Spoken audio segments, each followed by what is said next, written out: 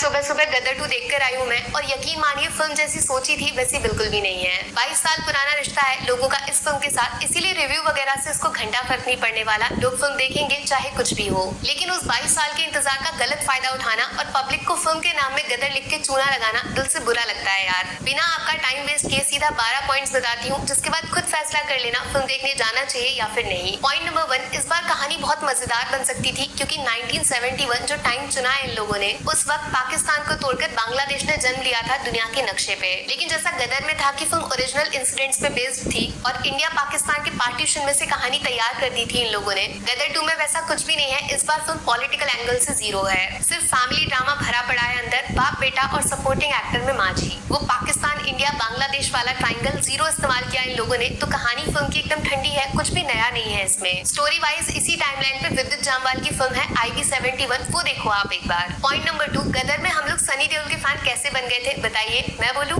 उनके डायलॉग्स और उस डायलॉग को बोलने का तरीका, एक एक शब्द सीधा कानों से दिल दिमाग तक पहुंचता है। अब सोचो सनी देओल से उनके डायलॉग्स छीन लिए जाएं पूरी तरह, सिर्फ हर सीन में उनको जोर से चिल्लाने को बोला जाए, कोई सेंस बनेगा इस शोर शराबे का? गदर 2 की राइटिंग बहुत खराब है लिटरली, डायलॉग्स तो छोड़ो आप, नॉर्मल कन्वर्सेशन दो लोगों के बीच में एकदम बोरिंग है। पॉइंट नंबर 3, गदर 2 के साथ जिस बात का सबसे बड़ा डर था वो सच हो चुका है। कुछ लोगों ने बोला था ना कि डायरेक्टर साहब के पास वाकई कोई कहानी है बताने को, या फिर सिर्फ अपने बेटे के करियर को बचाने का बहाना है ये। सैडली दूसरा वाला ऑप्शन एकदम सही निकला, दिल पे पत्थर रख के बोल रही हूँ इस बात को मैं। फर्स्ट हाफ पूरी तरह उत्कर्ष शर्मा को दिया गया है, जबकि सेकंड हाफ में सनी देओल को याद किया जाता है फिल्म की डूबती नैया बचाने के लिए। अगर आप पैसा खर्च कर रहे हो सनी सर के नाम पे, तो भैया 50% वापस मांगने का हक बनता है आपका डायरेक्टर से। यहीं से निकलता है पॉइंट नंबर 4, एक्चुअली जो 50% फिल्म का हिस्सा दिया गया इन 2 नए कैरेक्टर्स को, वो सबसे ज्यादा वर्स्ट पार्ट है इस पूरी फिल्म का। कोशिश हुई थी पूरी तरह सकीना वाली लव स्टोरी को रिपीट करने की, लेकिन निब्बा निब्बी वाला लव एंगल ज्यादा बन गया, जिसको देखकर इश्क मोहब्बत नहीं सिर्फ और सिर्फ नींद आएगी आपको।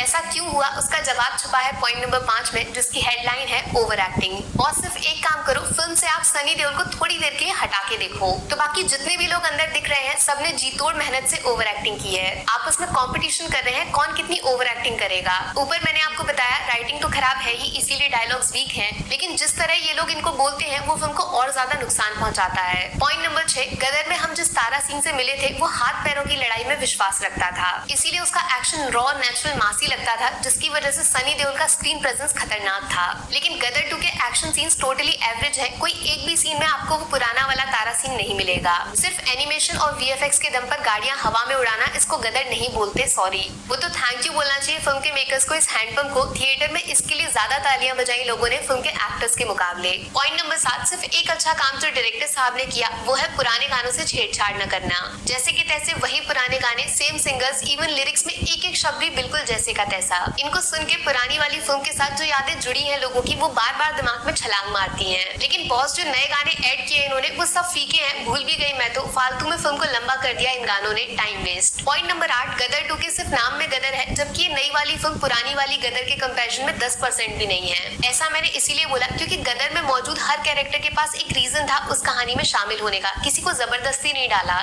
जबकि इस बार गदर 2 फिल्म कम और रोजगार योजना ज्यादा लग रही है मुझे। अपने रिश्तेदारों को काम देने के लिए गदर जैसी फिल्म की लेगेसी के साथ कॉम्प्रोमाइज करना बॉस पाप लगेगा पक्की बात। कोई भी कहीं से उठ के फिल्म में चला आ रहा है, चाहे फिर उसका कहानी में होना जरूरी है भी या नहीं, फालतू के कैरेक्टर्स हैं सारे के सारे। और सबसे ज्यादा फालतू है पॉइंट नंबर 9, अपनी गदर 2 का विलन, भाई एकदम अनवांटेड कैरेक्टर। कहाँ आप उम्मीद लगा रहे थे कि अमरीश पुरी सर के बगल में खड़े होने वाला कोई कैरेक्टर तैयार किया जाएगा गदर 2 में? हकीकत में इस फिल्म का विलन ऐसा लग रहा है अपने कैरेक्टर का मजाक उड़ा रहा है, मतलब कॉमेडी ज्यादा बना दिया, एक्शन कम। जो फेस ऑफ होना चाहिए था तारा सिंह का पाकिस्तान के अंदर घुस के एक बराबरी के विलन से, वो शेर वर्सेस बकरी की लड़ाई बन के रह गई। इसीलिए जब फिल्म एंड होती है ना, तो आपको वो फीलिंग आएगी नहीं कि तारा सिंह को जरा सी भी दिक्कत हुई पाकिस्तान के अंदर। सिर्फ सिगार जलाने से कोई विलन नहीं बन जाता, ये सबसे बड़ा सबक मिलेगा बॉलीवुड के डायरेक्टर्स को, राइटिंग, एक्टिंग और कहानी जरूरी होती है। पॉइंट नंबर 10 में मैं वो बोलूंगी जो आप लोग सुनना चाहते हो गदर 2 के बारे में, अच्छी बात, पॉजिटिव। सनी देओल और फिल्म के लास्ट के 15 मिनट, बस यही वो चीज है जिसकी वजह से आप फिल्म के टिकट का पैसा बर्बाद नहीं समझोगे।